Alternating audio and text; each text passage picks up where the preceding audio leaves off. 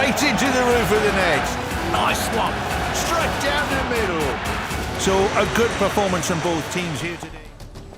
Hi, good evening and welcome to Firstpost. I'm Rupha Ramani. Let's get started.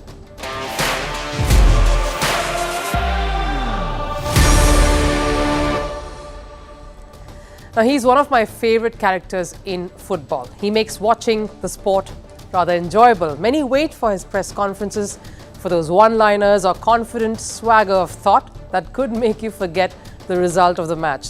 There are a lot of things special about this one, but AS Roma unfortunately didn't think so beyond 2 seasons, that is.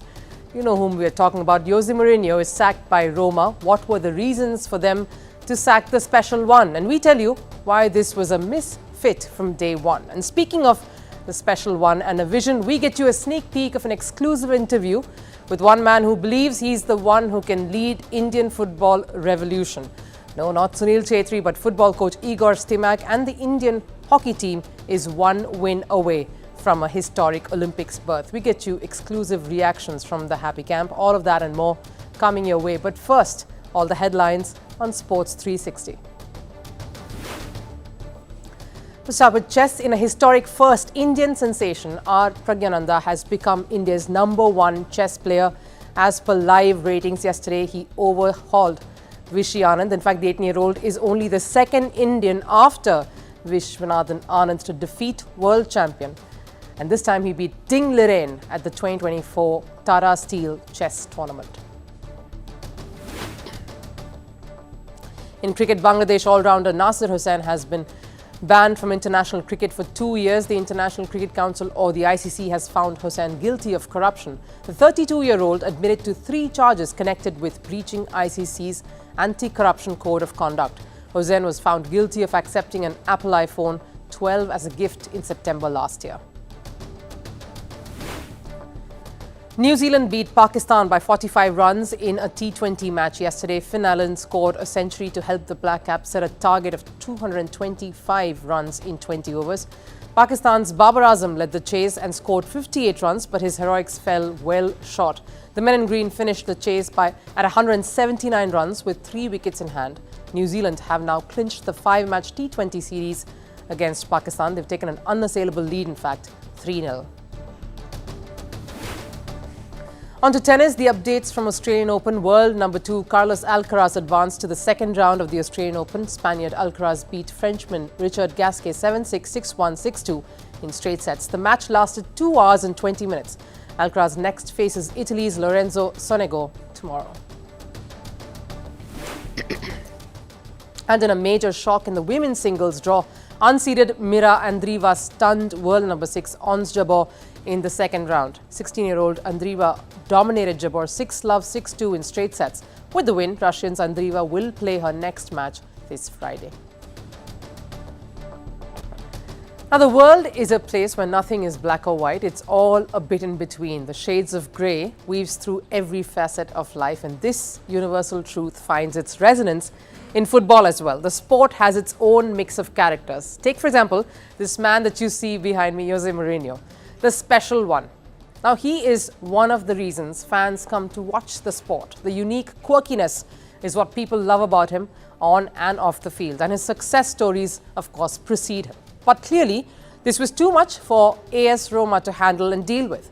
He was the manager of the club, AS Roma, I say was, a club that plays in Serie A. It's an Italian football league. Yesterday, the club parted ways with him. And I'm putting it mildly, they sacked him. No transition period. The termination was with immediate effect. Let me quote what Roma said. They said, AS Roma can confirm that Jose Mourinho and his coaching staff will leave the club with immediate effect. Further updates on the new first team coaching staff will follow immediately. Further updates will follow immediately or imminently. Roma actually meant it when they said it. It took a lot of people by surprise, including Jose Mourinho. Some reports even claimed the club owners held a meeting for just around 25 minutes before he was let go of. And shortly thereafter came the announcement of the new manager.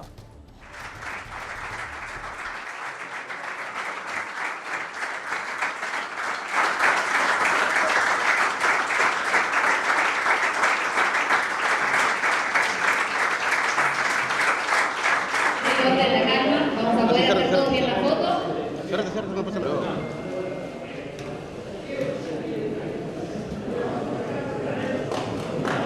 bien, ahora antes de que finalice el acto, Daniele, te pedimos que te quedes un ratito. The man that you saw, all smiles, shaking hands with all the players, greeting them and being welcomed with a lot of love, was Daniel De Rossi. He's a former player of the same club. So the chronology of events then that came to this almost makes it appear it was decided way before. We'll not dwell on that speculation right away, but seems like they might have overlooked a tiny fact that under the same Portuguese manager, Roma achieved historic wins. Although they were few and far in between, it would seem. Roma won the European Conference League in 2021-22, landed them as runners-up of the Europa League in 2023, just last year. That brings me to the question, were they right in letting Jose Mourinho go? As disappointing as it is for Mourinho fans, the answer perhaps is a yes. For the club owners themselves to understand this, you have to go past the club on-field performances alone. He wasn't fired because, according to reports, he fell out with some of the players or because of the 7 send-offs in the 2 seasons or the many red cards. But probably there is some indication in all of that as well of the possible frustration that was building up in Jose Mourinho himself, a man who's used to managing big teams and big players, all of which AS Roma is not. So one of the reasons could be owing to the club spending a bomb over the last 2 seasons. Roma reportedly splurged close to $430 million combined in 2020 and 2023. Reports suggest they sustained heavy losses in 2020-21 and were one of the highest spenders on transfers in Europe. It reached to a point where they violated UEFA's financial regulations and were forced to restrict their spending. Their initial gamble was spending on the squad and, of course, Jose Mourinho as well, who happens to be the second highest paid manager in Serie A. So naturally, for the money being pumped in, they expected consistent performances that would fetch them the money. Instead, they finished 6th in their first 2 seasons. Roma is languishing now in the 9th spot in Serie A. They've just managed 1 win out of the last 6 league games. This Sunday, they suffered a 1-3 loss to AC Milan, who happened to be one of their main rivals. Now they are 22 points away from the top. Last week, Roma fell out of Coppa Italia as well. So this is the club sort of getting rid of him after a hurricane of losses, a rather dismal run for the club.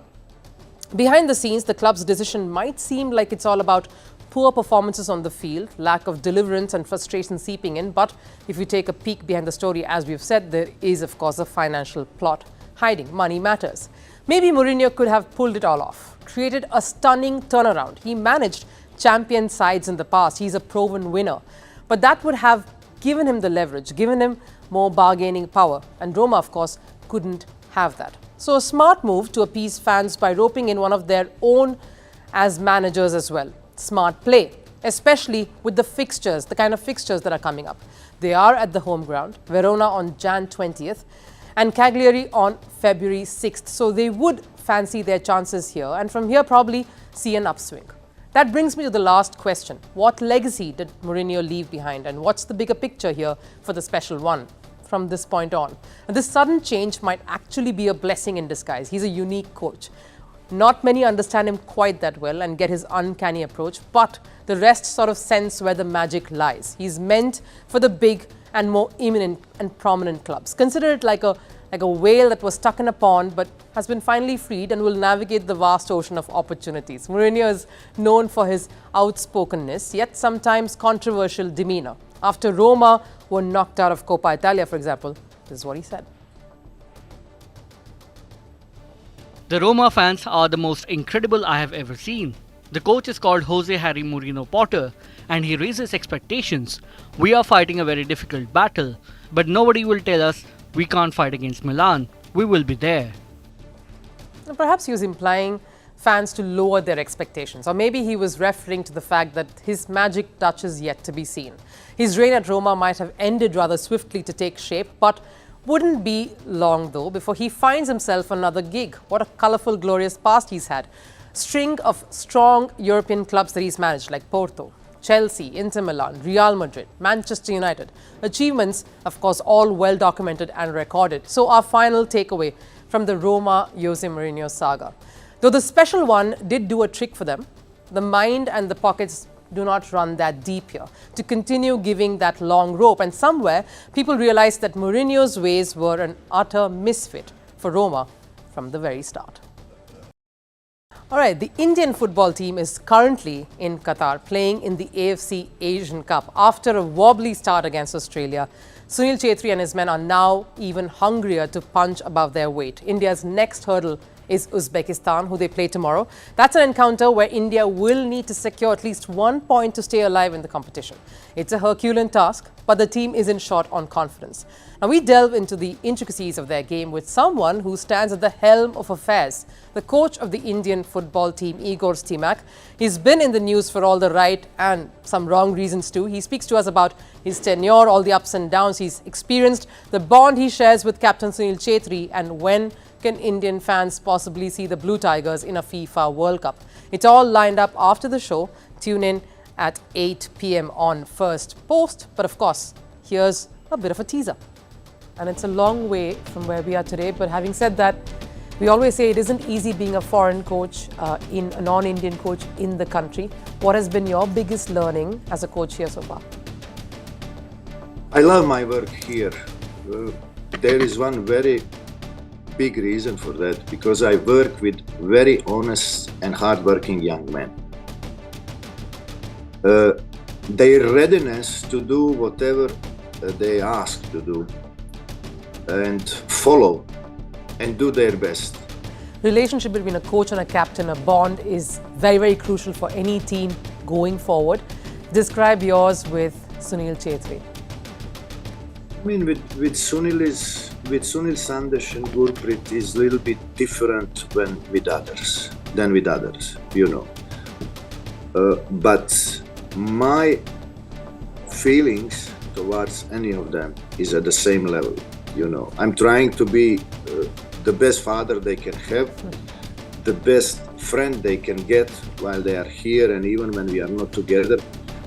I'm here to give them advices. One word, if I had to ask to describe you or your coaching method or mantra, what would that be? Tough.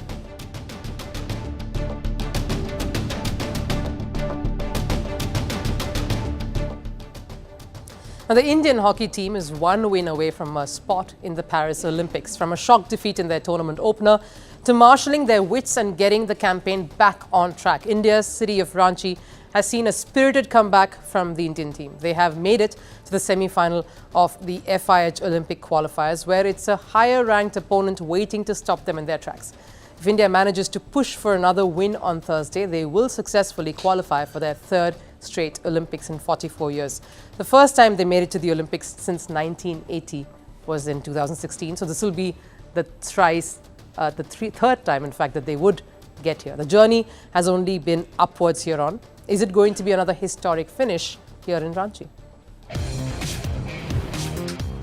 The qualifiers did not start as planned.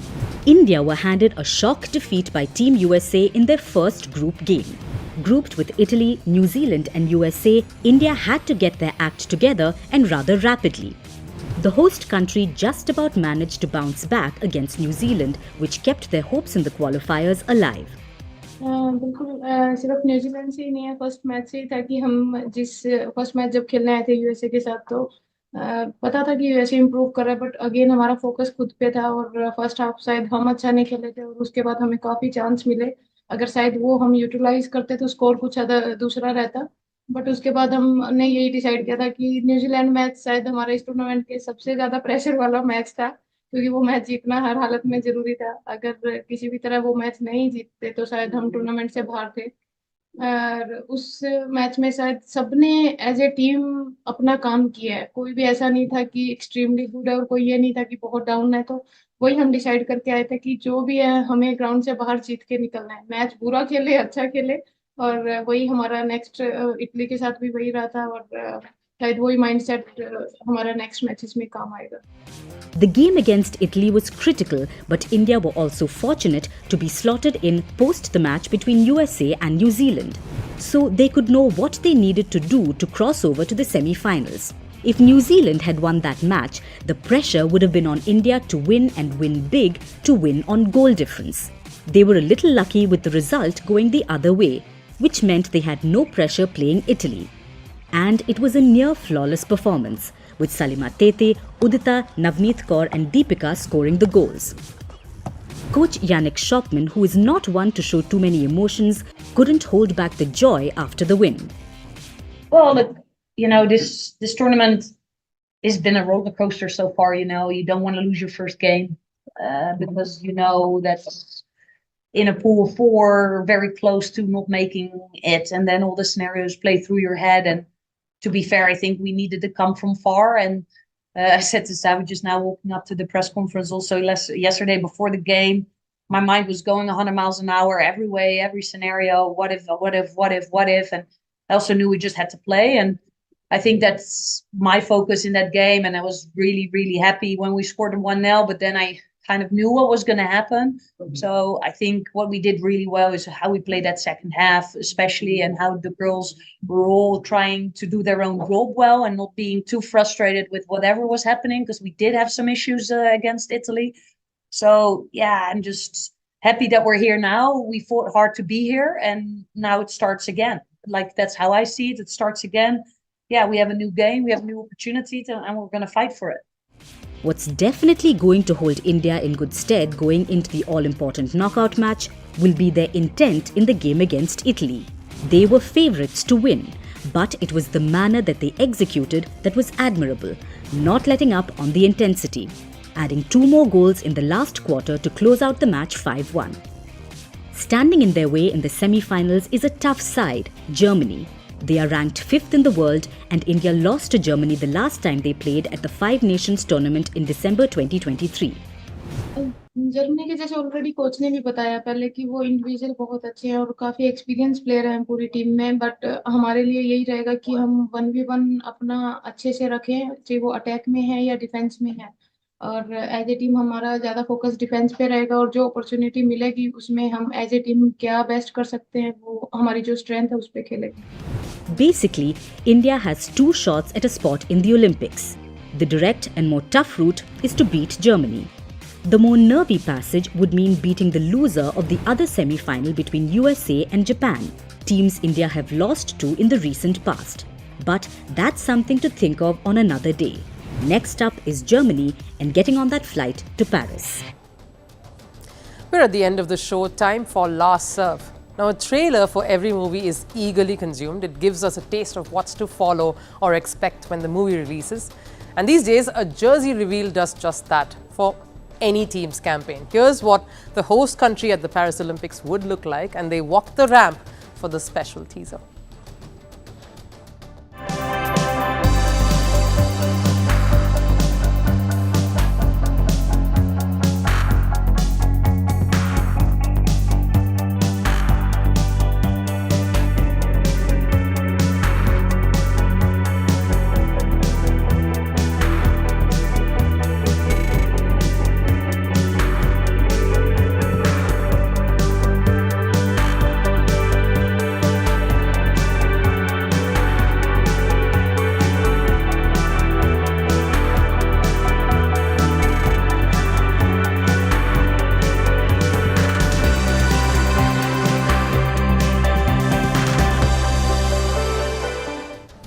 Quite exciting times lying ahead.